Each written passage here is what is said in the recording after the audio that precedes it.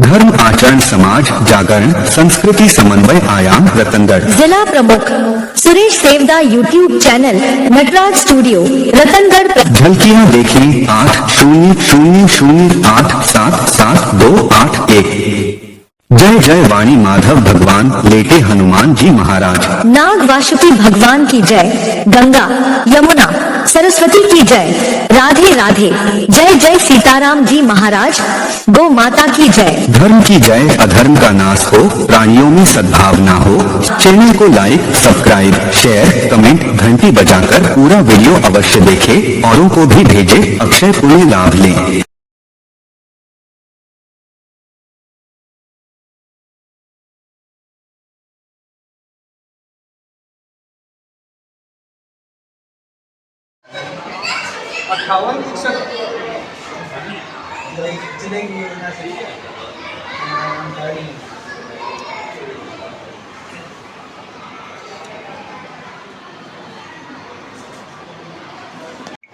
ये चल रहा है अभी एकदम दूर है आ जाओ सुनो बराबर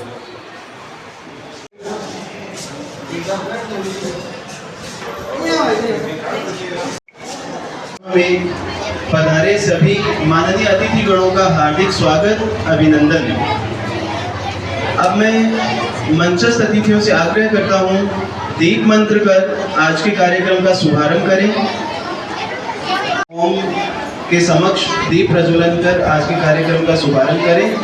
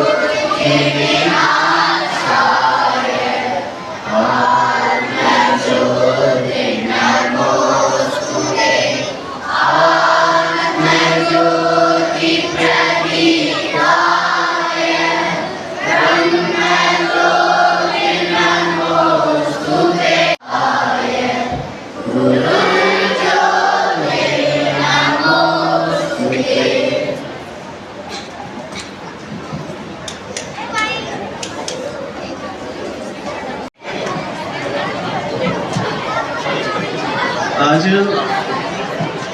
बड़ा सुअवसर आया है। हम विद्यालय का वार्षिक उत्सव मनाने जा रहे हैं।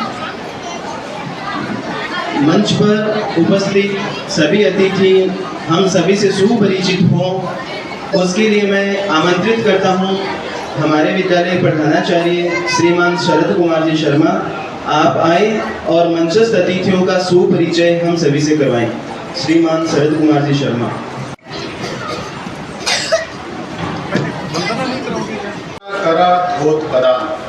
रत्नाकर धोत्पदाम हिमालय किरीटिनीम ब्रह्मराज ऋषि रत्नाघाम वंदे भारत मातरम। अर्थात समुद्र जिसके चरण पखाड़ता है, हिमालय जिसका मुकुट है, जो ब्रह्म ऋषि और राज ऋषि रूपी रत्नों से समृद्ध है, ऐसी भारत माता को नमस्कार करता हूँ। भारत माता की जय। भारत माता की जय। भारत माता की वार्षिकोत्सव 2026 आप सभी का हार्दिक अभिनंदन स्वागत है। आज के कार्यक्रम में मेरे को परिचय के लिए कहा गया था। आज हमें संत सानिध्य मिलेगा श्रीमान सीताराम जी महाराज, जो अभी पूजा में व्यस्त थे पर अपने आश्रम से रवाना हो गए। कुछ ही समय में हम सब के मध्य पहुंचने वाले हैं। अध्यक्षता कर रहे हैं हमारे रतनगढ़ आदर्श विद्या मंदिर के अध्यक्ष श्रीमान राम गोपाल जी मुरारका। मैं हमारे आनंद जी चौधरी से आग्रह करूंगा कि भाई साहब का दुपट्टा पहनाकर और प्रतीक चिन्ह देकर स्वागत करें। ये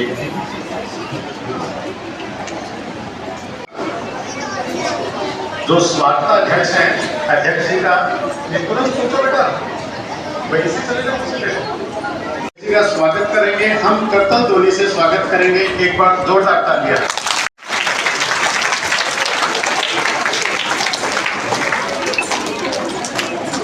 आज के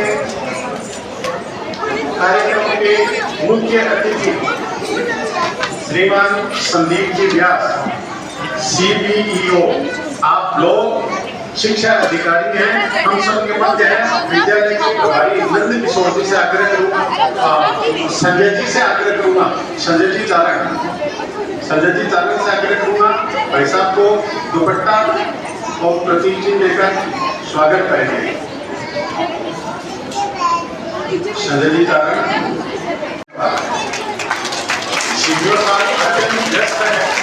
अभी हम सबको पता है जनगणना है, प्रकाश कार्यक्रम में जरूर पहुंचूंगा। आपका हार्दिक अभिनंदन, स्वागत।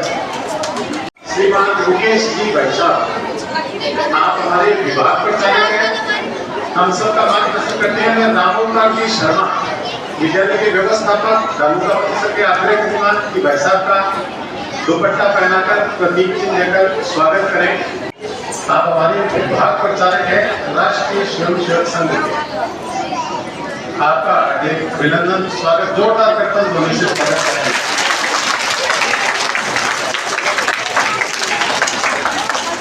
आज के हमारे विशिष्ट अतिथि, एक विद्यालय, एक कार्यकर्ता, एक प्रवास, ऐसा पूरे जिले भर में योजना है। हमारी संभाल के कहें जितेंद्र जी बागड़ी, जितेंद्र जी बागड़ी। मैं कृपा शंकर जी से आग्रह करूंगा कि भाई साहब का दुपट्टा पहनाकर प्रतीक चिन्ह देकर स्वागत करें। जितेंद्र जी बागड़ी, आप सुजानगढ़ में आदर्श विद्या मंदिर के माननीय व्यवस्थापक हैं। आपका एक दिन का प्रवास हमें मिला है। आप कल शाम 6 बजे से हमारे मध्य है। भाई साहब का स्वागत है, धन्यवाद।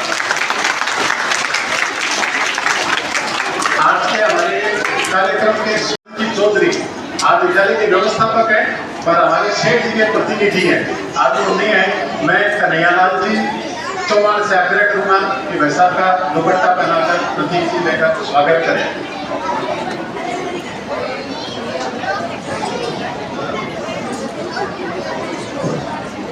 मैं कन्हैयालाल जी चौहान से आग्रह करूंगा कि भाई साहब का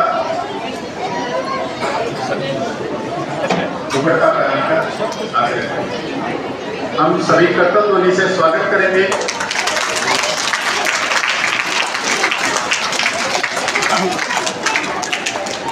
ये हमारे बनता सिंह अतिथि थे, पर हमारा सौभाग्य है इनके साथ कुछ विशेष विभूति पता नहीं था, पर वो वास्तव में हमारे अतिथि है श्रीमान सुभाष जी सोनगरा।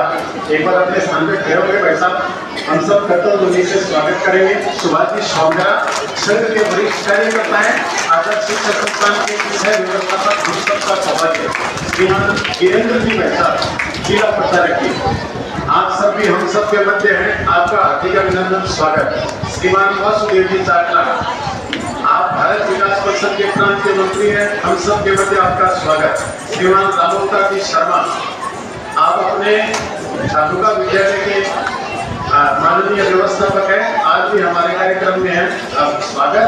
बाकी सभी बंधु जो अपना अमूल्य समय निकाल के पधारे हैं, मैं आप सभी का हार्दिक अभिनंदन करता हूँ और स्वागत करता हूँ। हम सभी शिक्षा क्षेत्र में आपके सहयोग से काम करते रहे और बढ़ते रहे और यही कामना करते रहे कि विश्व में गूंजे हमारी भारती, विश्व में गूंजे हमारी भारती, जन जन पुकारे आरती, धन्य देश महान, धन्य हिंदुस्तान, भारत माता की।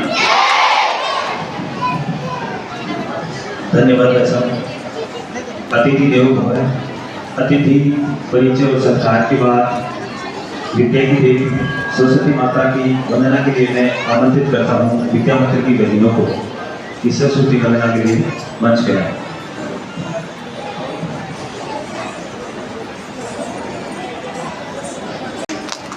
स्वागत गीत हेतु जिसके बोल हैं केसरिया बालम, कक्षा नवमी की बहनें।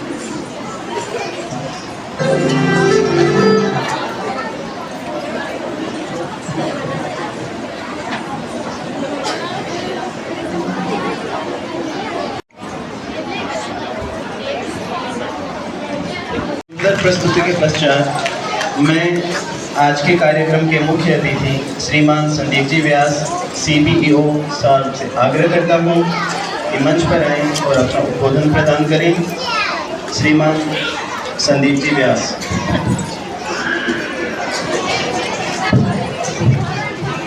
जिंदगी की हर सुबह कुछ शर्तें लेके आती है और जिंदगी की हर शाम कुछ तजुर्बे देके जाती है, हमेशा पैरों के नीचे ही होती है।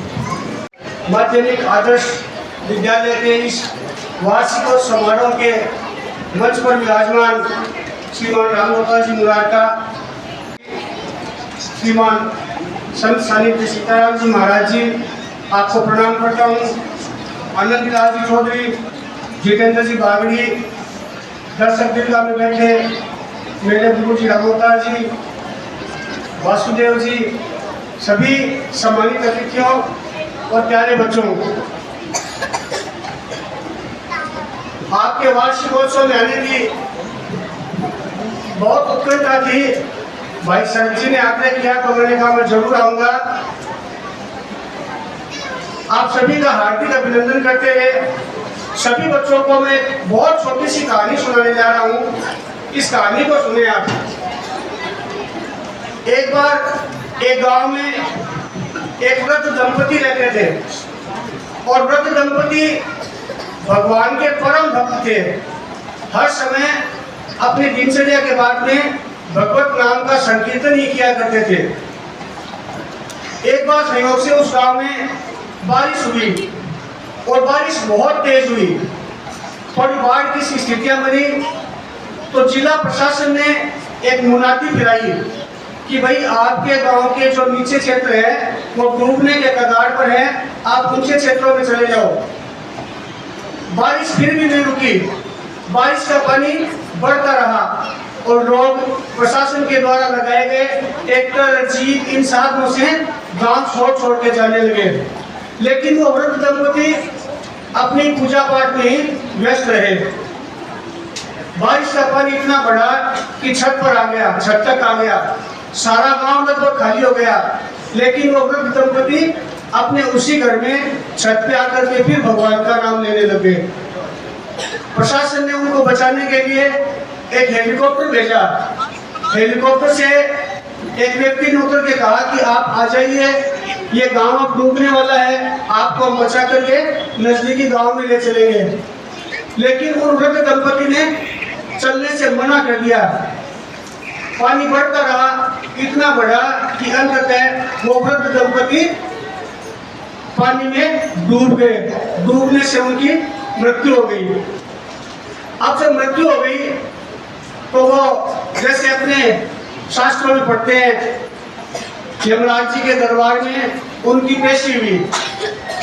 पेशी होने के समय उन्होंने भगवान से प्रश्न किया कि हे ईश्वर, हमने पूरे जीवन में आपकी इतनी तपस्या की है, इतनी आराधना की है, इतनी भक्ति की है, हमें ही आपने बाढ़ में क्यों डुबोया, बाकी गांव को तो बचा लिया।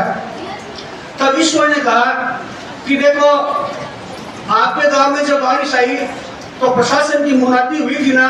बोले हाँ हुई थी। बोले प्रशासन के ट्रैक्टर, जीप आपको बचाने आए थे ना? बोले आए थे। बोले हेलीकॉप्टर भी आपको बचाने आया था? बोले हाँ आया था। तो भगवान बोले मैं तो किसी न किसी रूप में आता हूँ, ये थोड़ी है कि मैं 4 हाथ वाला या 4 पैर वाला होकर के आऊंगा, कोई न कोई रूप में आता हूँ। तो इसी से ये शिक्षा मिलती है कि आप बच्चों को अपना भविष्य बनाना है। आप कल के कर्णधार हो, देश के कलेक्टर हो, SDM हो, डॉक्टर हो, इंजीनियर हो, आप अपने प्रयास कर करके बनो भगवान आपके आचार्य के रूप में आ रहा है। आज आपके पास संत सानिध्य श्री सीताराम जी का है। आज आपके बीच में भाई सोनगरा जी है। सभी आ रहे हैं, सभी आपको प्रेरित कर रहे हैं। इस प्रेरणा के बाद यदि हम अपने भविष्य का निर्माण नहीं कर सकते तो इसका दोष हमें खुद को लेना होगा। तो मेरी यही आपसे प्रार्थना है कि अच्छे अनुशासन में आप रहें, अच्छी मेहनत करें, मेहनत नियमित करें। नियमित अगर आप 6 घंटे की मेहनत नहीं कर सकते तो 5 घंटे की करें, 5 घंटे की नहीं कर सकते तो 4 घंटे की करें, चाहे 2 घंटे की करें, लेकिन नियमित नियम बहुत बड़ी चीज है। नियमित आपका जो प्रयास होगा उससे आपका भविष्य और उज्जवल होगा और समुन्नत होगा। मैं विद्यालय के अच्छे भविष्य आप सभी के स्वस्थ निरोगी रहने की कामना परम पिता परमेश्वर से करते हुए अपना उद्बोधन यही समाप्त करना चाहूंगा। जय हिंद, जय भारत। भाई साहब ने बहुत अच्छी बात बताई। सभी भैया बहन इन बातों को धारण करेंगे। से आग्रह करता हूँ महाराष्ट्री का दुपट्टा पहनाकर आनंदी लाल जी चौधरी प्रदीप सिंह देकर स्वागत करें। संत श्री सीताराम जी महाराज का हम सभी कटल ध्वनि से स्वागत करेंगे। महाराज श्री का बहुत बहुत धन्यवाद, स्वागत। एक और विरोध करेंगे। भारत माता की जय श्री राम। एक विद्यालय, एक कार्यकर्ता, एक प्रवास। इसी क्रम में हमें एक बहुत अच्छे कार्यकर्ता श्रीमान सुबोध जी सेठ का भी मार्गदर्शन मिल रहा है। मैं विद्यालय के अध्यक्ष रामगोपाल जी के साथ से आग्रह करूंगा कि श्रीमान सुबोध जी सेठ जो हमारे विशिष्ट अतिथि हैं, दुपट्टा पहनकर भाई साहब कल प्रबंध समिति के साथ बैठे थे, आपका हमें मार्गदर्शन मिला और बहुत अच्छा। एक और जोरदार करता हूँ जो से मैं सबका स्वागत करेंगे। श्रीमान सुबोध जी सेठ तो आप सरदार शहर से हैं, सरदार शहर से विद्या भारती के प्रवास पे हम सब के मध्य हैं। हार्दिक अभिनंदन, स्वागत। मैं तो प्रधानाचार्य जी मुझसे आग्रह करूंगा कृपया आगे आ जाए। ये लोग नरेंद्र जी ताराचंद जी आगे आ जाए और आचार्य से आग्रह करूंगा जो अभिभावक है उसकी व्यवस्था करें। कक्षा में से ले आज सभी अपना आशीर्वाद देंगे।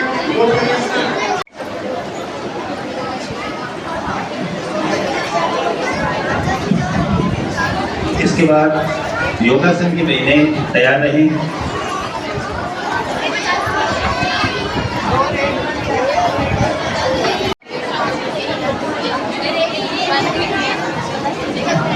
मनुष्य के पास सबसे बड़ी पूंजी अच्छे विचार, अच्छे संस्कार है, क्योंकि धन और बल किसी को भी गलत राह पर ले जा सकते हैं, किंतु अच्छे विचार, अच्छे संस्कार सदैव अच्छे कार्यों के लिए प्रेरित करते हैं।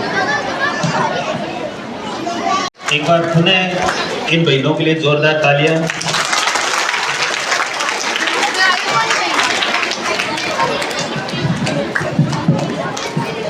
योगासन वाली बहनें तैयार रहें।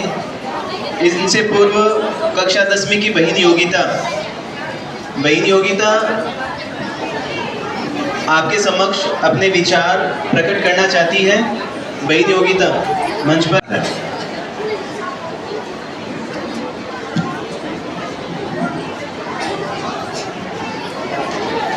Principal, teachers, esteemed guests, and my dear friends. Today, as we gather to celebrate our school's annual function, I feel truly honored to address this wonderful audience. This event is not just a celebration of talent, but a reflection of the hard work, dedication, and unity that define our school. Throughout the year, we have participated in various academic and co-curricular activities. The annual function gives us a chance to showcase our talent in music, dance, drama, and sports. It also reminds us of the importance of teamwork and the joy of collective achievement. I would like to express heartfelt gratitude to our teachers and parents for their constant support. As we applaud the winners and participants today, let us all promise to aim higher in the coming year. Thank you for making this occasion so memorable.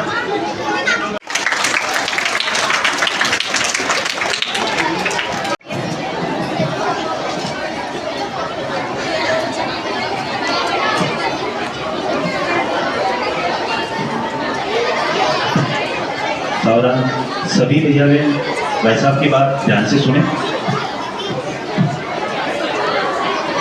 बोलिए भारत माता की।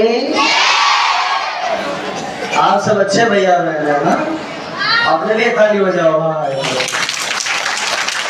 अच्छे भैया बहन सीधे बैठ, और जब बातें होती है तो सब उसको ध्यान से सुनते हैं, है ना। आप सब ऐसे आप करिए और कमर सीधी रखिए। अब मैं आपसे लास्ट में कुछ पूछूंगा, उसका उत्तर देना, और उत्तर तब दे पाएंगे जब आप बात को ध्यान से सुनेंगे, है ना। बहुत अच्छा दृश्य है। स्थानीय विद्यालय की प्रबंध समिति, सभी आचार्य आचार्य बहनें और सभी छोटे बड़े भैया बहन, और उन सभी भैया बहनों को यहाँ पर तो आचार्य आचार्य दीदी ये सब संभालते हैं, लेकिन घर में भी जिनको संभालते हैं, ऐसे उनके यहाँ पधारे उनकी माताएं, उनके पिता, उनके भैया बहन, सभी को सादर प्रणाम। आज अपने इस विद्यालय का ये वार्षिक उत्सव है। वर्ष भर में हम जो विद्यालय में पढ़ाई के साथ साथ सीखते हैं, उसको सबके सामने दिखाने का ये अवसर आता है। तो विद्यालय में जो पढ़ते हैं, पढ़ने के अलावा बहुत सारा विषय रहता है। हम सबका जीवन ये बहुमुखी बने, हम सबका जीवन केवल किताबी ज्ञान नहीं, तो समाज के हर विधा को जानने वाला बने। हम सब के अंदर पहले चलता था ना 64 कलाएं, ऐसी 64 कला तो नहीं, पर अधिकांश कलाओं से युक्त हम सबका जीवन सुपल्लवित हो, सर्वांगीण विकास हम सबका हो। उसी को ध्यान में रख करके अन्य गतिविधियां यहाँ चलती हैं। अभी योग का भी आप सबके सामने प्रदर्शन था, संगीत का चल ही रहा है, सामूहिक नृत्य चल रहे हैं, और अनेक सारी बातें हम यहाँ सीखते हैं, सिखाते हैं। यहाँ मेरे सामने 3 वर्ग बैठे हैं। एक विद्यार्थी हैं, एक उन विद्यार्थियों को तराशने वाले 2 वर्ग हैं। एक घर पर जन्म देने के बाद उनका पालन पोषण करने वाली माताएं बहनें बैठी हैं, और एक अपने जीवन को दीपक बना करके उन सबके जीवन में उजाला भरने वाले आचार्य और आचार्यगण, ये सभी बैठे हैं। क्योंकि मैं भी प्रचारक हूँ, और हम सबका एक लक्ष्य है कि अपना भारत ये महान बनना चाहिए, अपना भारत विश्व गुरु बनना चाहिए। अपनी भारत माता जैसे पहले दुनिया का मार्गदर्शन करती थी, तो आप सब बताइए फिर से अपना भारत वैसा बनना चाहिए कि नहीं बनना चाहिए? बनना चाहिए। तो देश के प्रधानमंत्री जी ने भी कहा है कि 2047 आने वाला है, जब हम सब मिलकर के अपने देश का 100वां स्वतंत्रता दिवस मनाएंगे, हम 100 वर्ष के हो जाएंगे। तब जिन महापुरुषों ने अपने देश के लिए प्राण दिए थे, जिन महापुरुषों ने देश के लिए जान दी थी, जिन महापुरुषों ने अपने देश को अच्छा बनाने के लिए, स्वतंत्र बनाने के लिए अपना सब कुछ न्योछावर किया था, उनके स्वप्नों का भारत हम सबको बनाना चाहिए कि नहीं बनाना चाहिए? बनाना चाहिए। देश के प्रधानमंत्री जी की बात मैं आप सबके सामने कर रहा हूँ। वो एक कहीं विदेश में गए, वहां उन्होंने एक बहुत बड़ी बात कही। वो बात आप सबको लगता है कि हाँ नहीं हम सबके लिए है, तो आप थोड़ा कमर सीधी करके प्रसन्नता के साथ कुछ काम करने का संकल्प करना। और जो पीछे बैठी माताएं बहने हैं, ये बातें तो यहाँ से खड़ी होने के बाद करेंगे, लेकिन ये बात जो उन्होंने कही वो हम सब के लिए है क्या? आप सोचना, फिर अपने को लगता है नहीं हमारे लिए है और ये हमारा धर्म है, हमारा कर्तव्य है, तो फिर उसको संकल्प लेकर के उठना यहाँ से आज। तो कहते हैं कि 1947 से पहले यदि हम सबका जन्म होता, तो आप उत्तर देना। यदि 1947 से पहले हमारा जन्म होता, तो निश्चित रूप से हम देश के क्रांतिकारी बन करके, चाहे छोटे थे या बड़े थे, बाल थे या वृद्ध थे, निश्चित रूप से वंदे मातरम की जय बोल रहे होते, कहीं कोड़े खा रहे होते, कहीं अंग्रेजी सैनिकों की गोलियां खा रहे होते, कहीं वंदे मातरम की जय बोल करके माए रंग दे बसंती चोला ये गीत गा करके फांसी के फंदों को चूम रहे होते, या फिर हम सब इस भारत माता के लिए तोप के मुंह से बंद करके चिथड़े चिथड़े में उड़ करके इस माँ की स्वतंत्रता के लिए काम कर रहे होते। अर्थात यदि हम 1947 से पहले जन्मे होते तो पक्का हम इस देश के लिए मरते। ये बात बोलो हम सब के लिए सही है कि नहीं है? सही है। अच्छा, ऐसा होता 1947 से पहले जन्मते तो पक्का हम भगत सिंह बनते, राजगुरु बनते, झांसी की बाई लक्ष्मी रानी ये बनते, ऐसा आप सबको लगता है तो अपने लिए धन्यवाद और जोर से ताली बजाइए अपने लिए। अब ये समय तो होता तो ऐसा करते हैं हम। अब 1947 तो नहीं है, हम 1947 से पहले होते तो जरूर मरते, लेकिन 1947 तो निकल गया, हम देश के लिए मर तो नहीं सके। अब तो 1947 के बाद जन्म हुआ है हम सबका, तो हम क्या कर सकते हैं? तो फिर उन्होंने कहा हमारा सौभाग्य इस देश के लिए मरने वालों में तो नहीं लिखा गया, लेकिन हम सब लोग आज संकल्प कर सकते हैं क्या? हम देश के लिए मर तो नहीं सके, लेकिन देश के लिए जी सकते हैं क्या? अब जिनको लगता है जी सकते हैं वो ताली बजाइए। बड़े लोगों ने कहा है देश के लिए मरने वाले लोग श्रेष्ठ हैं, अच्छे हैं, लेकिन उनसे भी श्रेष्ठ वो लोग हैं जो देश के लिए दिल दिल करके जीते हैं, क्योंकि जो देश के लिए जीता है वही समय आने पर देश के लिए मर भी सकता है। तो आप दोनों ही सौभाग्य को जीने वाले लोग हैं। इसलिए यहाँ बैठे भैया बहनों से मैं प्रार्थना करूंगा कि आप सब तो बुद्धिमान हो, आप सब तो समझदार हो। एक गुरुकुल में एक ऐसे बालक की कहानी भी आती है जिसको गुरुजी पढ़ाना तो चाहते हैं, लेकिन उसके भाग्य की रेखा को देख करके, उसकी हस्तरेखा को देख करके गुरुजी पहले उसको पढ़ाते हैं तो कुछ समझ में नहीं आता है, नहीं आता तो गुरुजी डांटते हैं, उसको फिर पीटते हैं, और जब लगा कि इस बालक को समझ में क्यों नहीं आता है, उसकी हस्तरेखा देखी तो गुरुजी ने देख करके अपने आप के सर को पीटा कि हम ही ना समझे, इस बालक के हाथ में तो ज्ञान की देवी सरस्वती की कृपा है ही नहीं है। और इसलिए उस बालक को गले लगाया और कहा बेटा जाओ, तुम पढ़ नहीं सकते क्योंकि तुम्हारे हाथ में ये ज्ञान की रेखा नहीं है। वो बालक निराश हुआ, हताश हुआ, गुरुकुल से जाता हुआ और जंगल में जाके बैठ गया और भगवान को कोसने लगा। लेकिन जो उस बालक ने किया, यहाँ हर बालक के अंदर वो संकल्प शक्ति होनी चाहिए। वो बालक अपने भाग्य पर होता है, भगवान से प्रार्थना करता है, अचानक जैसा उसके मन में पता नहीं क्या आता है, सामने पड़ा हुआ एक पत्थर उसको उठाता है, दूसरे पत्थर पर पटकता है और एक नुकीले पत्थर को उठा करके अपने हाथ में जोर से मार देता है। एक रेखा खींची, दूसरी खींची, तीसरी खींची, दोनों हाथों में खींची और माथे पर भी खींच ली और पत्थर को फेंक करके वो बालक गुरु के पास जाता है और फिर गुरु से कहता है गुरुजी आपने तो कहा था तुम्हारे हाथ में रेखा नहीं है, अब बताओ आपको कौन सी रेखा चाहिए। उस बालक के दृश्य को देख करके गुरुदेव की आंखों में आंसू आ गए। उस बालक को गले से लगाया, उसको वापस गुरुकुल में पढ़ने का आशीर्वाद दिया और वही बालक आगे जाकर के इस दुनिया का सबसे बड़ा संस्कृत का प्रकांड विद्वान बना। इसको कहते हैं मान ली तो हार है और ठान ली तो जीत है।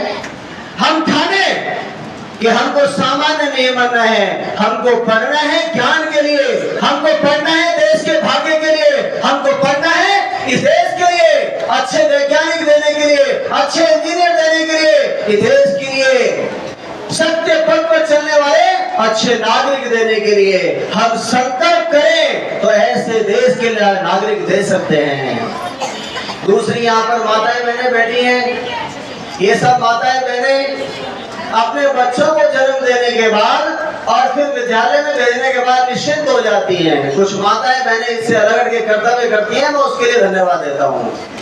लेकिन एक छोटी सी कहानी बताता हूँ आपको। एक राजा ने एक चोर को सजा दी। अब सजा दी तो क्या दी सजा? वो सजा देते हैं कि इसको मृत्यु दंड सुना दीजिए क्योंकि ये देश राज्य का सबसे बड़ा चोर है। अब माताओं ध्यान से आप सुनना और आप छोटे बच्चों ध्यान से समझना है इसको। तो जब सजा सुना दी तो चोर से अंतिम इच्छा पूछी गई कि चोर तुम्हारी अंतिम इच्छा बताओ क्या है। चोर ने कहा कोई अंतिम इच्छा नहीं है, मैं मेरी माँ से मिलना चाहता हूँ, उसके कान में कुछ कहना चाहता हूँ। लाखों की भीड़ थी, फांसी पर चढ़ने के लिए ये चोर तैयार था, उसकी माँ को बुलाया गया। माँ सामने आती है, बेटे की आंखों में आंसू आ जाते हैं, माँ की भी आंखों में आंसू आ जाते हैं। वो माँ को इशारा करता है कि माँ तुमको मैं कुछ कान में कहना चाहता हूँ। माँ भरी हुई आंखों से लड़खड़ाते कदमों से आगे बढ़ती है, लेकिन जैसे ही पास में कान लेके जाती है, बालक कान में कुछ कहता नहीं है। तो क्या करता है, क्या करता है, क्या करता है? ये सबको पता है, कान को खा जाता है। राजा को गुस्सा आया कि इसको मृत्युदंड नहीं, महामृत्युदंड दो। ये दुष्ट ने जाते जाते भी बड़ा अपमानजनक और मानवता को शर्मसार करने वाला काम किया है। लेकिन उसने पूछा पहले कि तुमने पाप कर्म क्यों किया है। अब माता बहनों, आप क्यों खड़े हो रहे हो मेरे को नहीं पता, आपका भी कोई कान काटे का बात है, फिर हमसे मत कहना कि बच्चा ऐसा क्यों बन गया। उस बालक ने जो कहा, वो बालक कहता है, राजा ने पूछा कैसा क्यों किया, अपनी माँ का कान क्यों काट लिया। अरे माँ से आशीर्वाद लेके चला जाता। वो बालक रोता हुआ कहता है कि आज मुझे फांसी के फंदे पर पहुंचाने का दोष ये मेरा नहीं, ये मेरी माँ का है। क्योंकि जिस दिन पहले दिन मैंने विद्यालय से पेंसिल चोरी की थी, तब मेरी माँ ने मेरे गाल पे तमाचा नहीं लगाया था, मेरी माँ ने मेरी पीठ थपथपाई थी, वाह बेटा। फिर मैं पेंसिल चोर से पेन चोर हो गया, पेन चोर से स्लेट चोर हो गया, स्लेट चोर से पुस्तक चोर हो गया, और आज पुस्तक चोरी करते करते इस राज्य का सबसे बड़ा चोर हो गया। अब आप बताओ कि मुझे चोरी करने की प्रेरणा किसने दी। ये छोटी मोटी गलतियां होती हैं। हम सब माताओं के लिए कहा है, माता पुत्र का, संतान का प्रथम गुरु होती है। यदि माताएं, आज समाज में दृश्य कैसा है, आज अधिकारी कहीं रिश्वत लेते पकड़े जाते हैं, आज समाज में कहीं ना कहीं अनाचार है, अत्याचार है, पापाचार है, भ्रष्टाचार है, और ये व्यभिचार है, ये सब बढ़ रहा है। हम सब कहीं ना कहीं अपने कर्तव्यों से चूक रहे हैं। इसलिए माताओं, मेरी आप सबसे प्रार्थना है कि हम सब प्रथम गुरु हैं, और हम सब माताओं के, बहनों के आंगन में ही ये आने वाला भविष्य पलता है, बढ़ता है। इनको संस्कार, इनको संस्कृति, इनको दूसरे की बहन भी अपनी बहन जैसी है। हम कहते थे ना, मातृवत प्रदारेषु, पराई स्त्रियां माँ बहन बेटी के समान होती है। ये संस्कार कौन देगा? ये दूसरे का धन मिट्टी के समान है, ये संस्कार कौन देगा? ये सब संस्कार हमारी माताएं बहनें अपने पालने में अपने बच्चे को ये पालती पालती सिखाते थे। और इसलिए छोटी सी कहानी कह करके मैं मेरी माताओं का धर्म क्या है, उस धर्म की याद दिला करके बात को आगे बढ़ाता हूँ। एक माँ का नाम हुआ मदालसा।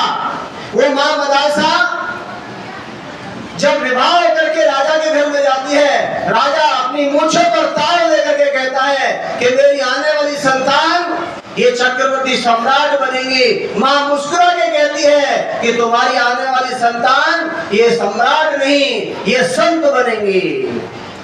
एक संतान हुई, दो संतान हुई, तीन संतान हुई, लगातार क्रम चलता रहा, लेकिन कोई सम्राट नहीं बना। राजा घुटने के बल आ गया। उस माँ मदालसा से कहा कि देवी तुम जीती, मैं हारा, इस राज्य को संभालने के लिए अब संत नहीं, अब सम्राट दीजिए। उस माँ ने कहा कि ठीक है, आपने हार मान ली, तो आगे वाली संतान ये सम्राट बनेगी, और ये सम्राट के रूप में अगले वाली संतान का जन्म होता है। उस माँ से बड़ी सभा में पूछा गया कि ऐसा चमत्कार कैसे हो गया। तब उस जो माँ ने कहा था, वो इन सब माताओं को सुन करके जाना चाहिए, क्योंकि प्रथम गुरु माँ होती है। माँ कहती है कि जब मैंने संकल्प किया कि मेरा बेटा संत होना चाहिए, तो संत बन गया। क्योंकि जब गर्भकाल था, तब मेरे घर में, मेरे इस महल में चारों तरफ संतों की तस्वीरें थी। मैं पढ़ती थी तो संतों को पढ़ती थी, सुनती थी तो संतों को सुनती थी, वार्ता करती थी तो संतों की करती थी। इसलिए आने वाली हर संतान संत बनी। और जब मुझे लगा इस देश के लिए सम्राट चाहिए, तो फिर मैंने संतों के चित्रों को हटाया, सम्राटों के चित्रों को लगाया। उन्हीं को देखती थी, उन्हीं को सुनती थी, उन्हीं की चर्चा करती थी, और फिर मेरे गर्भ से आने वाली संतान ये सम्राट बन के आती है। माताओं, ये देश आज भी शिवाजी चाहता है, ये देश आज भी प्रताप चाहता है, ये देश आज भी भगत सिंह, राजगुरु, चंद्रशेखर रवि लक्ष्मीबाई चाहता है, परंतु हम माताओं को ऐसी माता बनना पड़ेगा, तब इस देश के लिए ऐसे वीर पैदा होंगे। और अंत में मैं गुरुजन बैठे हैं यहाँ पर, गुरुओं के हाथ में जो जैसा आता है चाहे वैसा वो बना सकते हैं। और इसलिए गुरुओं के लिए कहा है, चाहे रामकृष्ण है, चाहे चाणक्य है, और चाहे आचार्य राघवेंद्र सरकार है, चाहे के लिए आवश्यक था ऐसे जयकार है, उन गुरुओं की भी जय जयकार है और उस समय के भारत की भी जय जयकार है। मैंने बच्चों के लिए बताया तुमको क्या करना है, मैंने माताओं के लिए कहा कि आप सबका धर्म क्या है, और यहाँ जो गुरुजन अपने आप को दीपक बना करके चल रहे हैं उनका भी कर्तव्य बताया। हम सब लोग मिलकर के अपना अपना कर्तव्य निभाएंगे तो मैं समझता हूँ कि हमारे सब क्रांतिकारियों के लिए जैसा वो सोचते थे उनके स्वप्नों का भारत हम बना के रहेंगे।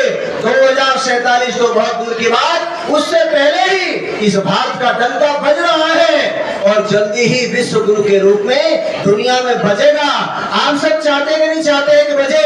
यदि चाहते हैं तो मैंने जो कहा है उसको संकल्प मान करके आप सब लोग करें। आप सभी के उज्जवल भविष्य की कामनाओं के साथ अपनी बात पूरी करता हूँ। जय हिंद, जय भारत।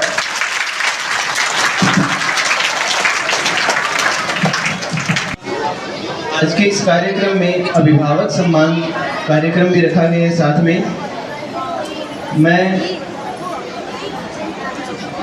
क्रमशः आमंत्रित करता हूं, मंचस्थ अतिथियों से आग्रह करता हूं सभी मंच पर आ जाएं।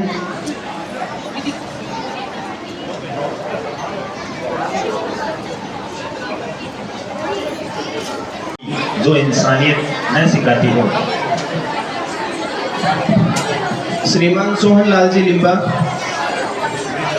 बहन मेहर के पिताजी हैं, कक्षा उदय।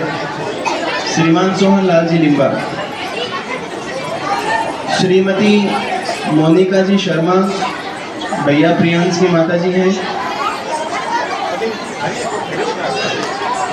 जिनका नाम बोल रहा हूँ वे उपस्थित हैं तो मंच पर पहुँचे।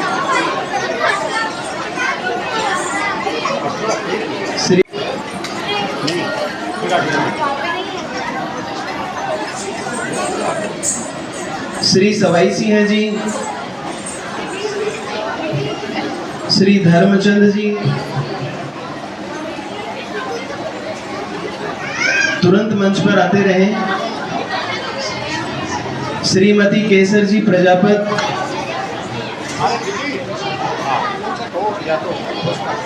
श्रीमती इंदिरा देवी,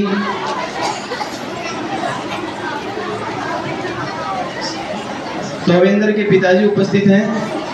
नरेंद्र जी मंच पर पहुंचे। श्री बेगाराम जी,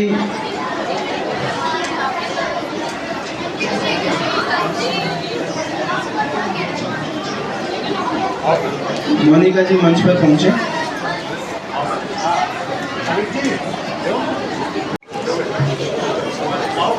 बहन मेहर की माताजी उपस्थित है, आप आ जाइए मंच पर।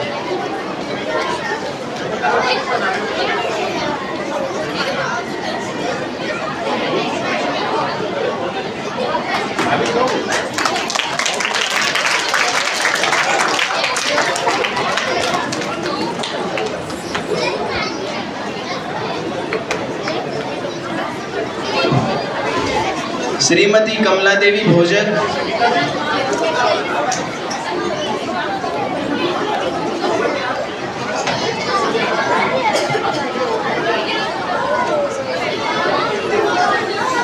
श्री हेमंत जी सोनी बहन निशु सोनी के पिताजी हैं।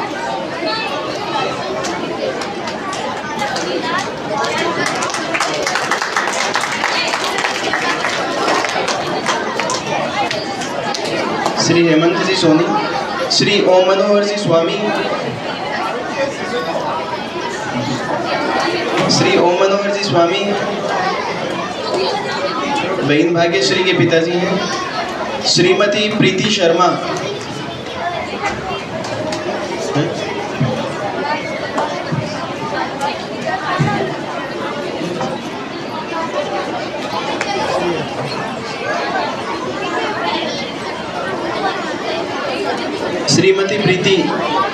शर्मा श्री आत्माराम जी भैया वीरेंद्र के घर से हैं। श्री देवाराम जी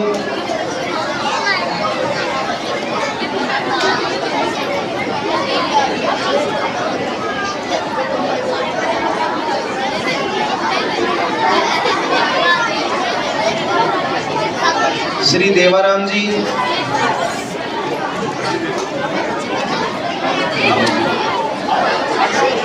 श्री दिनेश कुमार जी भैया नवरतन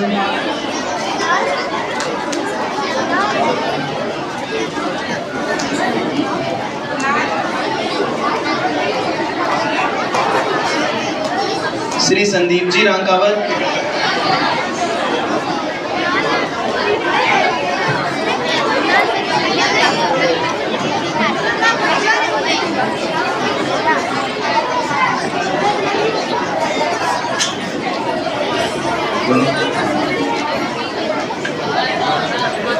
श्री ओम प्रकाश जी भैया दीपक के है इन्होंने किसी न किसी रूप में हमारे बालक के निर्माण में हमें सहयोग दिया है। उसको तैयार करके विद्यालय भेजना, उसकी संभाल करना, विद्यालय से संपर्क करना, आपका सम्मान करते हुए हम अपने आप को गौरवान्वित महसूस कर रहे हैं। एक और जोरदार ताली बजा दीजिए सभी के लिए। किसी भैया के दादाजी सम्मानित हो रहे हैं, किसी के पिताजी सम्मानित हो रहे हैं, किसी के माताजी, क्योंकि बालक के निर्माण में आप सभी का महत्वपूर्ण योगदान मिलता है। आप सभी का बहुत बहुत आभार। जिनका भी नाम बोला गया कृपया मंच पे आ जाए। श्री दौलत राम जी दाइमा, श्री गुमान सिंह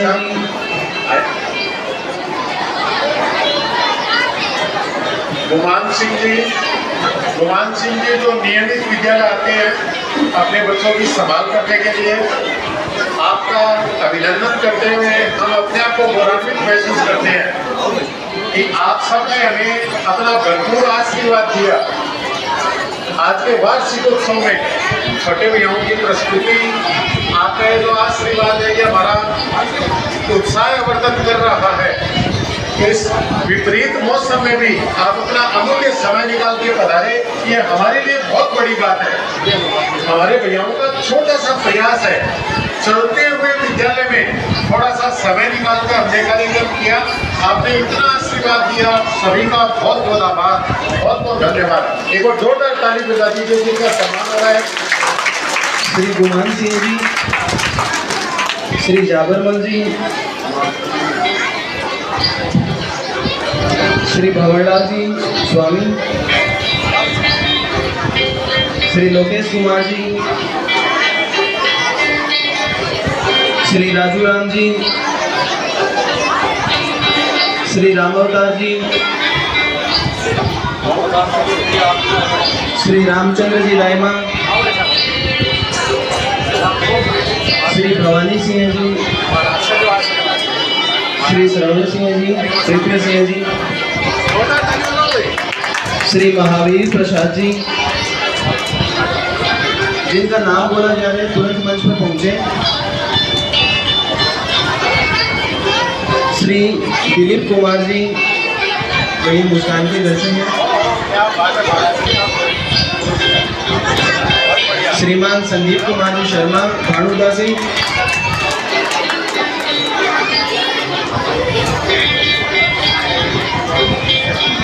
कक्षा 10वीं के भैया निखिल की माता जी उपस्थित हैं। आपसे आग्रह करता हूं मंच पर पहुंचे। कक्षा 10वीं के भैया निखिल की माता जी श्रीमान मोहित कुमार जी भैया सूरज लोकेंद्र के घर से हैं। मोहित कुमार जी भानुदा,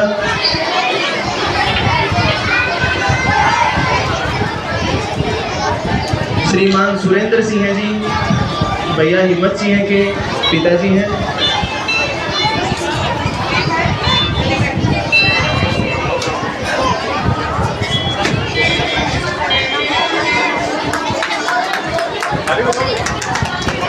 तालियां बजाते रहें।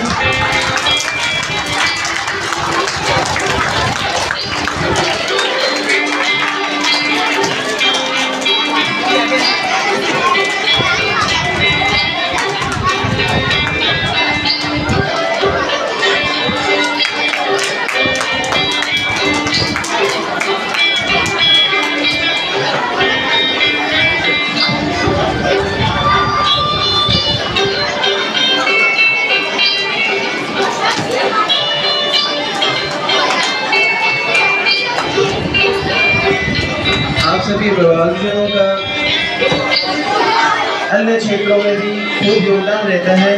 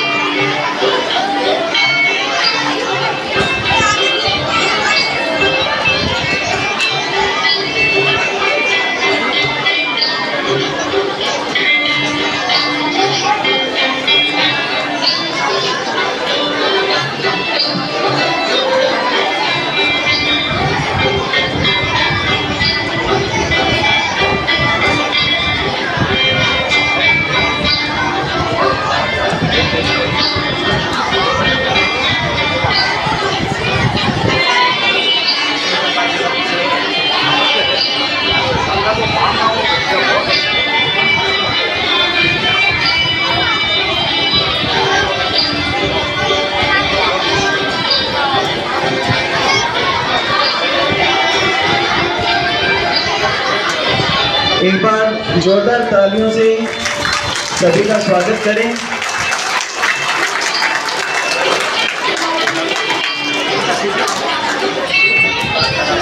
एक उद्घोष लगाएंगी। कार्यक्रम की इसी कड़ी में मैं आमंत्रित करता हूं विद्यालय में पधारे श्रीमान सुबोध जी सेठिया, आप मंच पर आए और हम सभी का मार्गदर्शन करें। श्रीमान सुबोध जी सेठिया।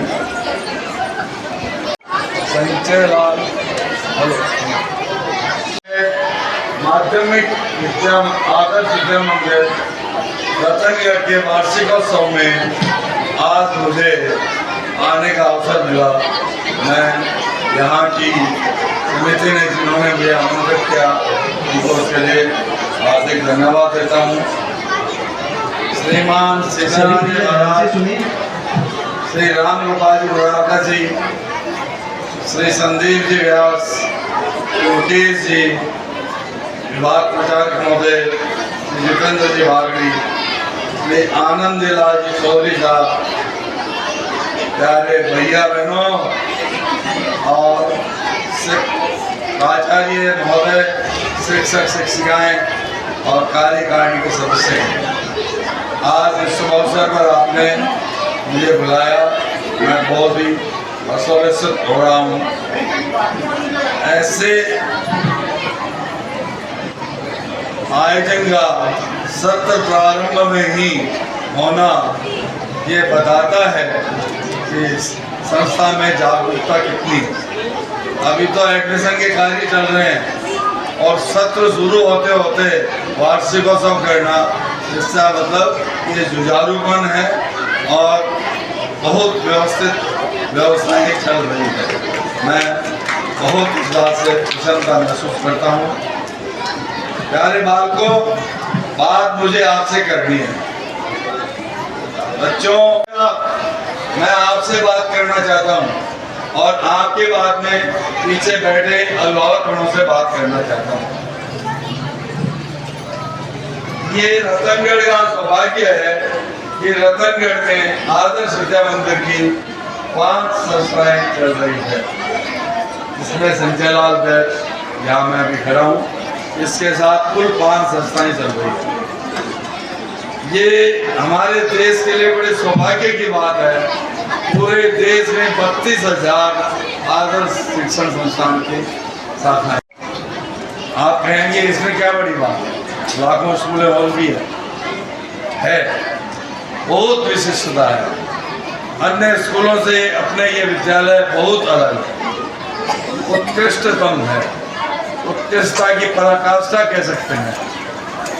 यहाँ अध्ययन होता है, अध्यापन होता है, वो सभी जगह होता है, पर उसके उपरांत यहाँ सबसे बड़ी बात यह है कि बच्चों को संस्कार दिए जाते हैं, संस्कृति बताई जाती है, राष्ट्रीयता समझाई जाती है। नाम ये निकलता है। ये बच्चों देखो बच्चों, आज की बात कर रहा हूँ। भारत माता की, भारत माता की। अब मेरे को 2 मिनट आराम से सुनोगे, मैंने जयकारे लगवाए ना, ध्यान से सुनो। तो ये जो सबसे बड़ी बात क्या है, आदर्श शिक्षण संस्थान में, आदर्श विद्या मंदिर में बच्चों को अध्ययन अध्यापन की गहनता से पढ़ाई शिक्षा दी जाती है, पर उसके उपरांत जो राष्ट्रीयता की भावना से उत्प्रेरित किया जाता है, जो संस्कृति समझाई बताई जाती है, जिसका ज्ञान हमें पिछले स्वतंत्रता के बाद में आज तक पाठ्य पुस्तकों में नहीं पढ़ाई गई, जो हम लोगों को नहीं बताई गई। सरकार के द्वारा जो गलतियां की गई, उन गलतियों को कौन सुधार रहा है? ये आदर्श शिक्षण संस्थान। ये हमारे लिए बड़ी गौरव की बात है कि आप गार्जियन पीछे बैठे हैं। आपके लिए गौरव की बात है कि आपके नन्हे मुन्ने बालक बालिकाएं इस ऐसी संस्था में पढ़ रहे हैं जो आगे जाकर आपका नाम रोशन करेंगे, देश का नाम रोशन करेंगे, क्योंकि इनको वो सब चीज़ें मिल रही है जो एक बालक को मिलनी चाहिए। इनको विद्याधन के बाद अनुशासन भी मिल रहा है, उनको सम्मान करना भी आता है, उनको आदर भाव भी सिखाया जाता है, उनको संस्कृति भी बताई जाती है। ये सब चीज़ें अन्यत्र आपको देखने को नहीं मिलेगी। मैं सुनता हूँ कुछ लोग कहते हैं आदर्श शिक्षण संस्थान में फीस ज़्यादा है। अरे भाई साहब, जितनी फीस आप यहाँ दे रहे हो उसे 3 गुनी फीस देकर भी ऐसे विद्यालय में पढ़ाना गौरव की बात है, सम्मान की बात है। ऐसे विद्यालयों में यदि आपका बालक पढ़ गया तो 2-5 हज़ार का मजदूर होने की बजाय लाखों रुपए कमाने वाला, पूरे शहर का नेतृत्व करने वाला, देश का नेतृत्व करने वाला बालक निकल गया है। क्या उसकी कीमत की है आपने? क्या आपने उस चीज़ को समझा है? आप लोगों ने तो समझा ही, तभी आपके बालक ही हैं। और मैं आपके माध्यम से मैं उन लोगों को भी बताना चाहता हूँ जो पैसों को अपने बच्चों के भविष्य से तोड़ते हैं। आपके बच्चे अगर ऐसी शिक्षण संस्थान में पढ़ेंगे, निश्चित रूप से वो उन्नति के शिखर पर चढ़ेंगे। कोई MLA बनेगा, कोई MP बनेगा, कोई कलेक्टर बनेगा, कोई जिलाधीश बनेगा, कोई SP बनेगा, कोई IAS बनेगा, और कोई वैज्ञानिक बनेगा, कोई डॉक्टर बनेगा। ये सब चीज़ें उसको बनेगा। कुछ भी नहीं बनेगा तो एक अच्छा बिजनेसमैन बनेगा, अच्छा व्यापारी बनेगा, अनुशासित व्यापारी बनेगा, बेईमान नहीं होगा, गलत काम नहीं करेगा। तो क्या ये सबसे बड़ी विशेषता आपको इसी विद्यालय में मिल सकती है। और विषय पे बोलने वाले बहुत थे, तो मैंने इस विषय को चुना। और मैं दावे के साथ कहता हूँ, आप नोट कर लीजिए कि आपके बालक निश्चित रूप से अन्य बालकों से अलग दिखाई देंगे। शहर में सामाजिक काम में देखेंगे, सामाजिक क्षेत्र में ये बड़े होंगे, जाएंगे, कहीं भी जाएंगे तो उनका एक अलग व्यक्तित्व होगा और अलग उनका आदर दिखाई देगा। लोग उनको सम्मान की नजर से देखेंगे। तो मैं आपको अभिभावकों को बधाई भी देता हूँ कि आपने इस स्कूल को चुना, और बालकों को बधाई देता हूँ कि आप लोग यहाँ अध्ययन अध्यापन कर रहे हैं, देश का नाम रोशन कर रहे हैं। धन्यवाद। भाई साहब ने हमें आदर्श विद्या मंदिर के वैशिष्ट्य बताए। निश्चित रूप से आप इनको समझेंगे। ये छोटी छोटी गहन बातें हैं, इनको समझने की आवश्यकता है। अगली प्रस्तुति के लिए भैया बहन तैयार हैं। हनुमान चालीसा की बहुत अच्छी प्रस्तुति होने वाली है, ध्यान से देख। बहुत ही सुंदर प्रस्तुति। इन नन्हे मुन्ने भैयाओं के लिए एक बार जोरदार तालियां। कण कण में विष्णु बसे, जन जन में श्री राम, प्राणों में मां जानकी और मन में बसे हनुमान। अब मैं अंग्रेजी विचार प्रकटीकरण के लिए कक्षा सप्तमी की बहन अंतिमा दाइमा को आमंत्रित करता हूँ। Welcome everyone present here today on the auspicious occasion of our institution's annual day celebration. I always take pride in saying that this is the institutions I belong to because of the unity, integrity and moral it upholds. I I'm honored to address all esteemed chief guests present here to make this day even more special. It is doubtful that anyone here is not aware of their contributions to their field of work. We can only ask you to impart a few words of wisdom to us students and motivate us even more. I thank all principal, vice principal, teachers, staff, students and family members for being present here today. Without all of your contributions and dedication, this institute would not have achieved the greatness that we are here to celebrate today. Thank you. अगली प्रस्तुति के लिए तैयार हैं भैया बहन मंच पर। ज्ञान परीक्षा आयोजित की गई थी जिसमें विद्या मंदिर के भैया बहनों ने स्थान प्राप्त किया था।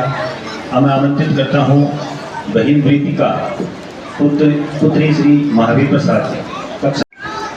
एक आयाम चलता है गो विज्ञान अनुसंधान एवं सामान्य ज्ञान परीक्षा प्रति वर्ष जयपुर प्रांत द्वारा आयोजित की जाती है, जो कि जिला स्तर पर और प्रांत स्तर पर होती है।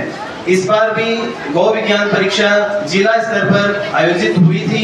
यह केवल अपने आदर्श विद्या मंदिर में ही नहीं, अपितु रतनगढ़ में और जिले में उपस्थित जितने भी विद्यालय हैं सभी विद्यालयों में आयोजित करवाई जाती है राष्ट्रीय स्वयंसेवक संघ के द्वारा। इस बार जो 2025 की परीक्षा आयोजित हुई उसमें अपने जिले के 6 भैया बहन जो अपने विद्यालय की हैं प्रथम, द्वितीय और तृतीय स्थान पर, किशोर वर्ग और बाल वर्ग। इसमें जो जिला स्तर पर प्रतियोगिता थी उसमें प्रथम स्थान प्राप्त करने वाले भैया बहनों को एक प्रमाण पत्र एवं 1100 रुपए नगद पुरस्कार, द्वितीय पुरस्कार 750 रुपए एवं तृतीय पुरस्कार 500 रुपए। इसका शुल्क होता है 50 रुपए। अपने विद्यालय के सभी भैया बहन इसमें हिस्सा लेते हैं, जिनमें से 6 भैया बहनों का चयन हुआ है बाल वर्ग में और किशोर वर्ग में। इसके पश्चात गो विज्ञान परीक्षा जयपुर प्रांत में आयोजित होती है। जो जिले में प्रथम, द्वितीय, तृतीय रहते हैं उनको जयपुर में प्रांत की परीक्षा में बुलाया जाता है।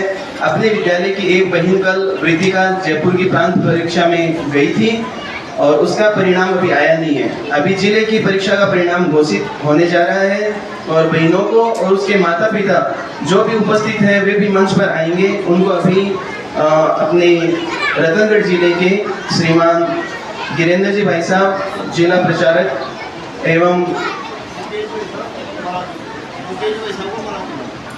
विभाग प्रचारक जी श्रीमान मुकेश जी भाई साहब एवं श्रीमान सीताराम जी महाराज, संत श्री सीताराम जी महाराज से भी आग्रह करता हूँ मंच पर आए और भैया बहनों को पुरस्कृत करें। 6 भैया बहन हैं।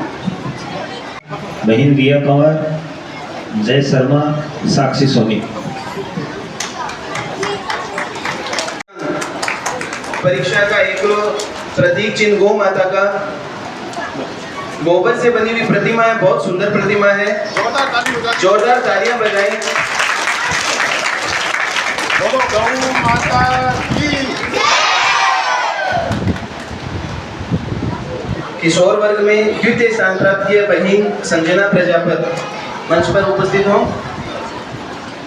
बहन को 750 रुपए नगद पुरस्कार एवं प्रमाण पत्र मिला है। किशोर वर्ग में बहन मोनिका ने तृतीय स्थान प्राप्त किया है। नगद पुरस्कार है 500 रुपए एवं प्रमाण पत्र है।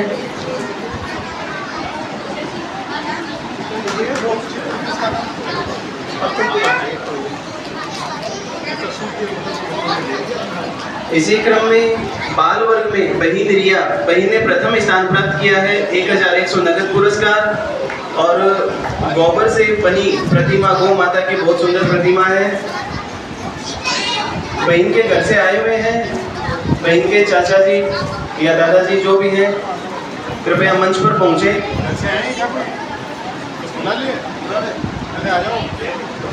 शायद बाल वर्ग में द्वितीय स्थान प्राप्त किया भैया ने जिले की प्रतियोगिता में 750 रुपए नगद पुरस्कार प्रमाण पत्र।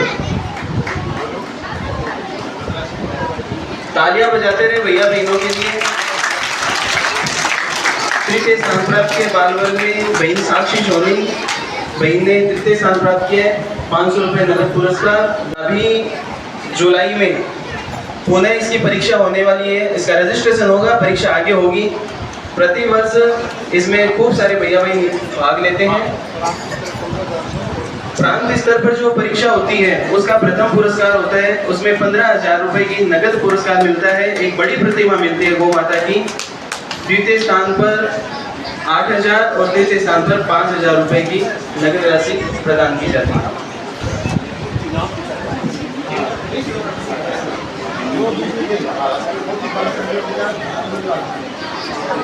हमारा बहुत बड़ा सौभाग्य है, हमारे बीच मंच पर महाराज जी उपस्थित हैं। आग्रह करता हूँ सभी को आशीर्वाद प्रदान करें। रामचंद्र भगवान की, भारत माता की, भारत माता की। देखिए, आज सौभाग्य की बात है कि पहला उत्सव है ना, आप सभी लोग अभिभावक लोग इसमें आए हुए हैं। मैं तो केवल एक चीज कहूँगा, क्योंकि ज़्यादा बोल नहीं पाऊंगा, तबीयत मेरी ठीक नहीं थी अभी कुछ दिन पहले। तो रामायण में से एक मैं दोहा सुनाऊंगा आपको। संत कहीं असनीति प्रभु सुधि पुराण मुनि गाव, होई न विमल विवेक उरु गुरु सन किए गुरा। इसका अर्थ ये है, कोई भी व्यक्ति जैसे शिष्य है, गुरु और शिष्य की परंपरा कैसे चलती है। गुरु के साथ अगर शिष्य कपट करता है, बुरा व्यवहार करता है, तो उसको सच्चा विवेक या ज्ञान नहीं मिल पाता है। सच्चा ज्ञान या विवेक तभी मिल पाता है जब अपने गुरु के प्रति श्रद्धा रखता है, बुरा व्यवहार नहीं करता। इसके प्रमाण महाभारत में आता है। भगवान परशुराम जी ने प्रतिज्ञा ली थी कि केवल हमें विद्या ब्राह्मणों को ही, और उनकी प्रतिज्ञा अटल है। विद्या कर्ण को भी चाहिए थी, लेकिन कर्ण मूल रूप से क्षत्रिय होने के कारण वो भगवान परशुराम जी महाराज के पास तक नहीं पहुंच पाए। लेकिन उनको पहुंचना था, किसी भी तरीके से मुझे भगवान परशुराम से विद्या चाहिए, इसीलिए उन्होंने अपने स्वरूप को बदला, ब्राह्मण स्वरूप धारण करके वो भगवान परशुराम जी के पास पहुंचे। भगवान परशुराम जी को प्रणाम किया। परशुराम जी महाराज उसके ब्राह्मणत्व को देख करके आदर दिया, कहा भाई पधारो ब्राह्मण दे, क्या चाहिए। कहा महाराज मैं आपका शिष्य बनना चाहता हूँ। आपके जैसे शिष्य पा करके मैं कृतार्थ हुआ। उन्होंने अपना शिष्य बनाया कर्ण को। बाद में कर्ण ने भगवान परशुराम जी की बहुत सेवा की। बच्चे सब ध्यान से सुनिए, आपके लायक प्रसंग है। कर्ण ने बहुत सेवा की, गुरु की बहुत सेवा की। आज जितनी भी विद्याएं थी, सारी विद्याएं भगवान परशुराम ने कर्ण को दे दी। पर एक बार की घटना, भगवान परशुराम लेटे हुए थे और गुरु की सेवा में कर्ण महाराज लगे हुए थे, पैरों की सेवा कर रहे थे। इतने में एक जहरीला कीड़ा आया और उसने डंक मारी। तो डंक मारी तो उनको पीड़ा हुई, लेकिन उठ नहीं सकते थे। गुरुदेव विश्राम कर रहे थे। गुरुदेव के विश्राम में विघ्न पहुंचेगा, इसीलिए उस पीड़ा को सहन करते गए। कीड़ा काटता चला गया, रक्त की धार बह चली। लेकिन कुछ क्षण के बाद जब रक्त की धार भगवान परशुराम जी के शरीर में जब रक्त स्पर्श हुआ, वो जाग गए। देखा कर्ण, ये रक्त की धार ये कहां से आई है। कहा गुरुदेव क्षमा करें, जब आप विश्राम कर रहे थे उस समय एक जहरीला कीड़ा आया, उसने डंक मारी। मैंने सोचा गुरुदेव अभी विश्राम कर रहे हैं, अगर इसको उठ करके मैं भगाता हूँ तो विघ्न पहुंचेगा। तो इसीलिए गुरुदेव मैं सहन करता चला गया और वो कीड़ा काटता चला गया और रक्त की धार बह चली। सुन करके परशुराम जी ने सोचा कि ये कीड़ा काटता चला गया, ये सहन करता चला गया, कौन हो तुम। मुझे तो नहीं लगता कि तुम ब्राह्मण हो, क्योंकि ब्राह्मण का स्वभाव सहन करना नहीं है, सहन करना क्षत्रिय का स्वभाव है। इसीलिए तुम कोई उच्च क्षत्रिय कुल से लगते हो। बताओ कौन हो? गुरुदेव मुझे क्षमा करें, जल्दी बताओ वरना श्राप दे दूंगा। जब परशुराम ने श्राप देने की बात कही तब पर कर्ण महाराज चरणों में गिर करके कहा, महाराज मैं मूल रूप से क्षत्रिय कर्ण हूँ, मुझे आपसे विद्या पानी थी, इसीलिए मैंने छल करके कपट करके आपसे ब्राह्मण वेश धारण करके विद्या पाई।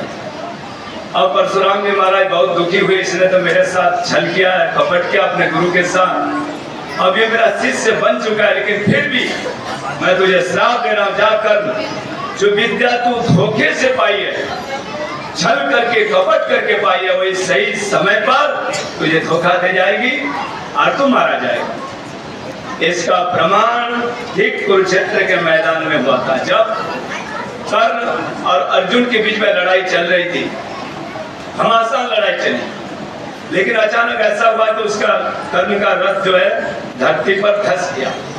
धरती पर धंस क्या गया? धरती की उस श्राप को सत्य करने के लिए उसके पहिया को ही पकड़ लिया। अब उसने बहुत प्रयास किया उसको निकालने के लिए, लेकिन निकाल नहीं पाया। तब भगवान कृष्ण ने अर्जुन से कहा, अर्जुन चलाओ बाण, पर महाराज ये जमीन पर है, इसके पास कोई अस्त्र शस्त्र नहीं है, इसको मारना उचित नहीं है। उसी समय कर्ण ने कहा, ये तो महाराज क्षत्रिय धर्म के विपरीत काम है।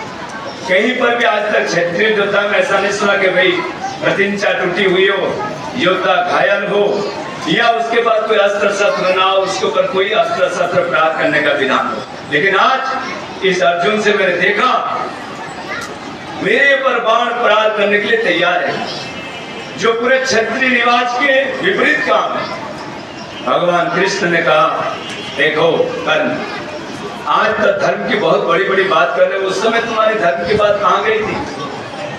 जब उस द्युत सभा में द्रौपदी वस्त्राण हो रहा था, उस समय तुम्हारा ज्ञान कहाँ गया था? उस समय भी तुम धर्म की बात कर सकते थे, रक्षा कर सकते थे पांचाली की, ऐसा नहीं किया।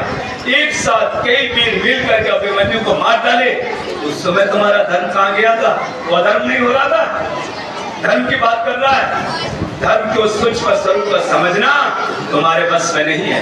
अर्जुन चलाओ बाण इसके ऊपर, क्योंकि इसने अधर्म के तरीके से विद्या पाई है, और साथ में जो अधर्म को साथ देता है उसको अधर्म के तरीके से मारने में कोई पाप नहीं होता है, महान पुण्य की प्राप्ति होती है। बाण चला। उसी समय अर्जुन ने बाण चलाया और कर्ण सभी विद्याओं को याद करते रहे, लेकिन गुरु के श्राप के कारण सारी विद्याएं भूल गई और अंततः वहीं पर कर्ण महाराज मारे गए। इस विद्या से आप इस ज्ञान से क्या प्रसन्न मिला? इसका अर्थ ये है कि कभी भी गुरु के साथ कपट व्यवहार करना नहीं चाहिए, दुराव्यवहार करना नहीं चाहिए। मैं सभी बच्चों से यही कहना चाहता हूँ, जो यहाँ पढ़ाते हैं स्कूल में, वो गुरु है। गुरु का मतलब गु गु मतलब अंधकार, रु मतलब प्रकाश, गु मतलब अज्ञान, रु मतलब ज्ञान, यानी जो अंधकार से प्रकाश की ओर ले जाता है, जो अज्ञान से ज्ञान की ओर ले जाता है, उसी को तो हम गुरु कहते हैं। इसीलिए रामचरितमानस में भी बंदों गुरुपद पदुम पराग, यानी गुरुदेव की चरणरज की वंदना की गई। इसीलिए गुरु के प्रति श्रद्धा होना बहुत जरूरी है, विश्वास और उसके शब्दों के प्रति विश्वास और उसके प्रति आदर का। तो आज ये इस उत्सव में मैं इतने शब्द के साथ विराम दे रहा हूँ। बोलिए रामचंद्र भगवान की, पार्वती पद हर हर। के सम्मान हेतु अपने विद्यालय के श्री अशोक जी शर्मा समाज से हैं। श्री अशोक जी शर्मा सीए, आप प्रतिवर्ष 5 बालकों का शुल्क विद्यालय में जमा करवाते हैं। प्रतिनिधि के रूप में श्रीमान वासुदेव जी चाकरान उपस्थित हैं। आपसे आग्रह करता हूं अशोक जी भाई साहब का सम्मान प्राप्त करें।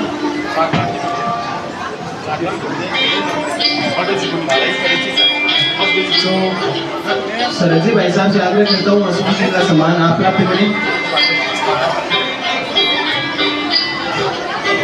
श्रीमान जयप्रकाश जी तांबड़े, अध्यक्ष गौड़ ब्राह्मण सेवा समिति।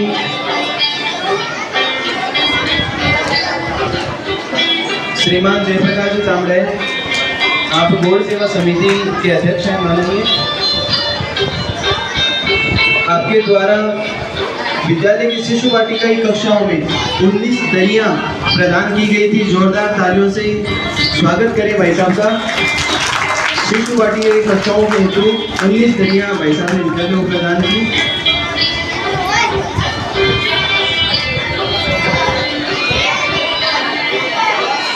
अपने विद्यालय के अभिभावक धीरजी दाईमा, आपने विद्यालय को 21 पंखे प्रदान किए थे। आप उपस्थित नहीं हैं, आपका सम्मान आगामी कार्यक्रम में किया जाएगा। श्रीमान परमेश्वर जी आत्रे, आप भारत विकास परिषद के अध्यक्ष हैं। श्रीमान लीलाधर जी प्रजापत, पत्रकार दैनिक भास्कर।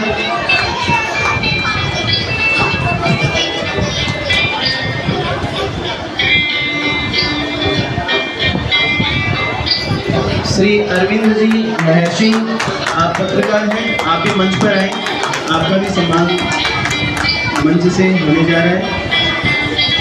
अरविंद जी महर्षि,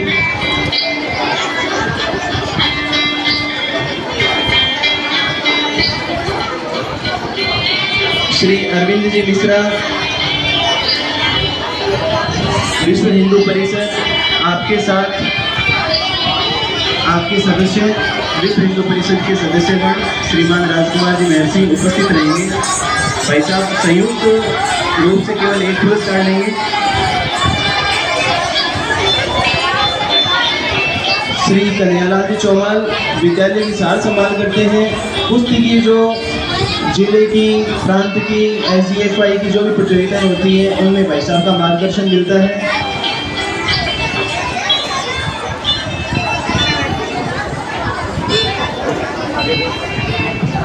विश्व हिंदू परिषद के सभी सदस्य पदाधिकारी उपस्थित हैं, वे मंच पर आए।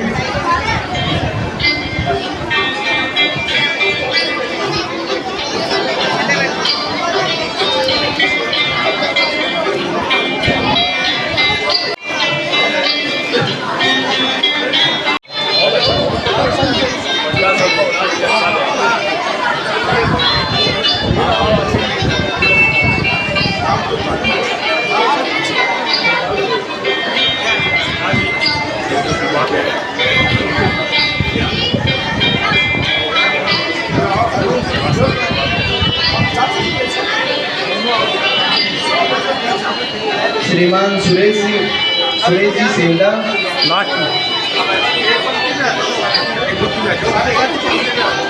वीडियो बन रहा है चालू में ही ऐसा फोटो ऐसी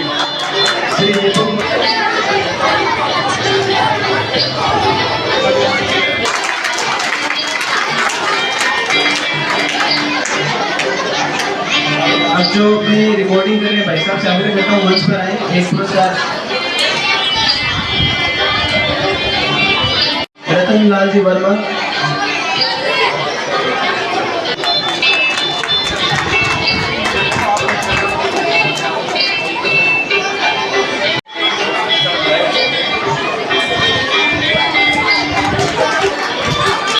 अध्यक्ष उद्बोधन के लिए आमंत्रित करता हूँ श्री राम गोपाल जी मुरारका। महाराज जी श्री सीताराम जी और सम्मानित मन सभी आयुर्वेद अभिभावकगण और सभी शिक्षकगण और भैया बहनी सभी का हार्दिक स्वागत। इस मंच में सबके बीच खड़े होकर मुझे गर्व की अनुभूति होती है। आदर्श वेदा मंदिर सिर्फ ईंट और पत्थर इमारत नहीं है, यह जगह है जहाँ बच्चों को विद्या के साथ साथ संस्कार, अनुशासन और देशभक्ति के बीच होते हैं। शिक्षा का पहला उद्देश्य विनम्र बनना, जितना पढ़ो उतने सरल बनो, ज्ञान वही जो व्यवहार में दिखे। आज जो भी बने, डॉक्टर बने, इंजीनियर बने, शिक्षक बने या किसान, और अपने काम में इस समाज को, इस देश को खुश देना है, वही असली सफलता है। आदर्श विद्या मंदिर हर विद्यार्थी हमारे लिए गौरव है। जहाँ भी जाएं विद्यार्थी के आदर्शों को साथ ले जाएं। आप सबके भविष्य के उज्जवल कामना करता हूँ। जय हिंद, जय भारत, राम जी राम। अगली प्रस्तुति है कक्षा 10वीं की बहनों के द्वारा नमामि नमामि। दिन कंटिन्यू टाल दिया बस।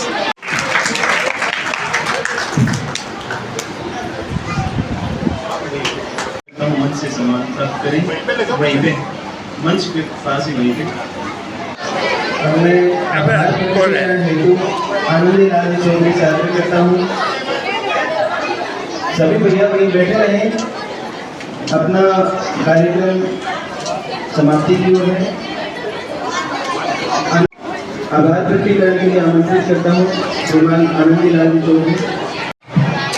सावधान, कृपया सभी भैया बहन भाई साहब की बात को ध्यान से सुनेंगे। एक बार चुपचाप बैठिए।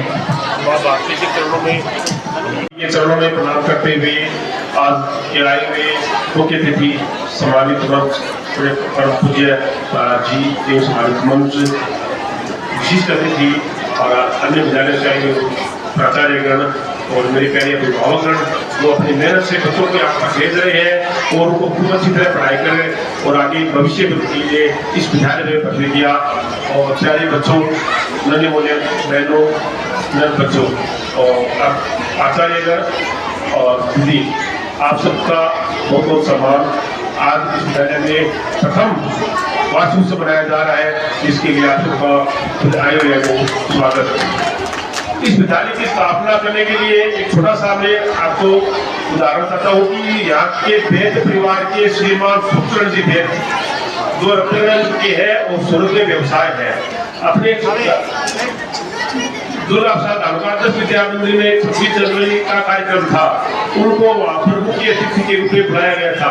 उन्होंने वहाँ का कार्यक्रम देखकर इतने विभूषित हुए कि उन्होंने वहाँ पर भी अपने उद्बोधन में और विद्यालय बनाने की घोषणा कर दी और उन्होंने कहा मेरे पास बहुत बड़ी जगह पड़ी है, आप वह जगह ले लो और विद्यालय का निर्माण कर लो। तब हमारे वहाँ पर सभी समिति सदस्य ने कहा ऐसा विद्यालय बनाने के लिए जमीन का हम क्या करेंगे, आप तो विद्यालय का भवन बनाकर साथ में दो तो विद्यालय बन सकता है। तो उन्होंने शुरुआत में ही घोषणा कर दी और विद्यालय का शुरुआत में नीचे 4 कमरे और एक हॉल बनाकर दे दिया और विद्यालय शुरू हुआ। 18 साल पहले उन्होंने विद्यालय के कार्यक्रम में ही घोषणा कर दी। इस तरह सुखचरण जी के द्वारा निरंतर अपने एक मंजिल दूसरी मंजिल ये हॉल सब उन्होंने बनाकर विद्यालय को दी। अपने विद्यालय में उनका आभार करते और उनको आग्रह किया था अभी कार्यक्रम में आने का, लेकिन व्यस्त समय में वो आ नहीं सकते।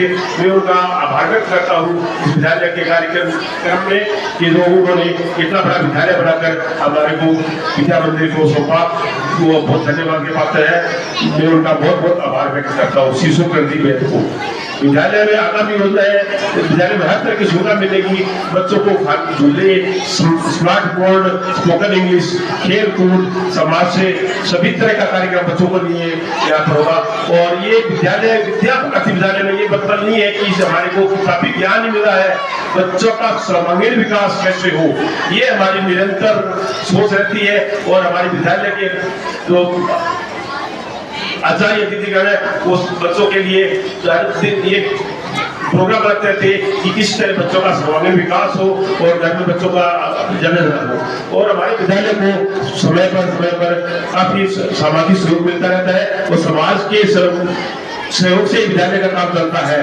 और मैं विशेष आभार करता हूँ अशोक की शर्मा जो सीए है, वो हर साल अपने 5 बच्चों को उनकी भी फीस अपने पास से देते हैं। इस विद्यालय में उन बच्चों को जो फीस नहीं दे सकते हैं उन बच्चों को पढ़ाया जा रहा है, उन सबका मैं सम्मान करता हूँ। और मैं सभी के ये कहना चाहता हूँ कि जो अभिभावक इस विद्यालय में विद्या भारती में बच्चों को पढ़ा रहे हैं वो हमारे लिए बहुत गौरव की बात है। जिसने उनका सम्मान किया है वो एक साधारण सम्मान था, लेकिन इस विद्यालय पर विश्वास किया और भविष्य में चाहता हूँ कि यहाँ पर ज्यादा से ज्यादा बच्चों को पढ़ावे और जो बच्चों की विकास की कार्य गंगा चल रही है वो निरंतर बढ़ती रहेगी। मैं सभी का आभार व्यक्त करता हूँ और जो हमारे सभी आए अतिथियों का बहुत बहुत सम्मान है जो हमारे छोटे से कहने पर विद्यालय में आए और 2 घंटे का 2.5 घंटे का पूर्ण समय दिया, उसके लिए बहुत बहुत आभार, धन्यवाद। जय भारत, जय हिंद। सभी पधारे, आप सभी का पुनः विद्यालय परिवार की ओर से हार्दिक स्वागत, अभिनंदन। आज जो अभिभावक सम्मान का कार्यक्रम रखा गया था, यह प्रथम कड़ी है। सभी अभिभावकों का सम्मान निरंतर विद्यालय में होता रहेगा। आगामी जो भी कार्यक्रम होंगे उनमें आगामी कड़ियों में ये सम्मान के कार्यक्रम आयोजित किए जाएंगे। आपसे यही अनुरोध है, अपने बालकों को पूर्ण गणवेश में एकदम से प्रिपेयर करके विद्यालय भेजें। राष्ट्रगान होगा, सभी खड़े हो जाएंगे। सावधान, उत्तिष्ठ, आरम, दक्ष।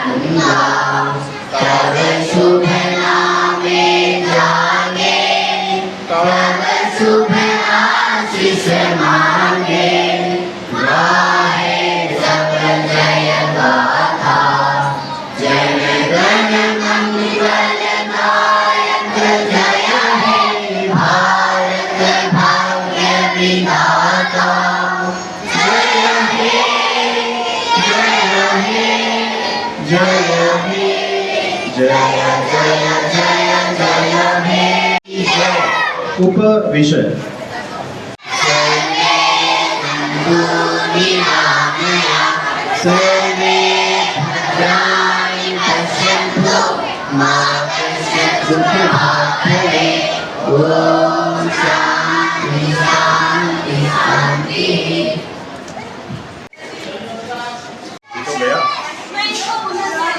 और वीडियो बन रही है और आप फोटो वीडियो बन तो रही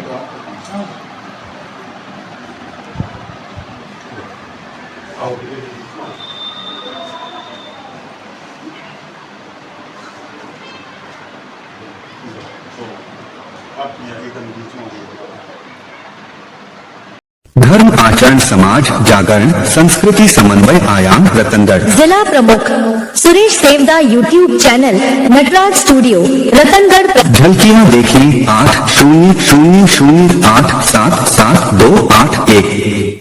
जय जय वाणी माधव भगवान लेटे हनुमान जी महाराज। नाग वासुकी भगवान की जय। गंगा यमुना सरस्वती की जय। राधे राधे जय जय सीताराम जी महाराज। गौ माता की जय। धर्म की जय, अधर्म का नाश हो, प्राणियों में सद्भावना हो। चैनल को लाइक, सब्सक्राइब, शेयर, कमेंट, घंटी बजाकर पूरा वीडियो अवश्य देखें। औरों को भी भेजें, अक्षय पुण्य लाभ लें।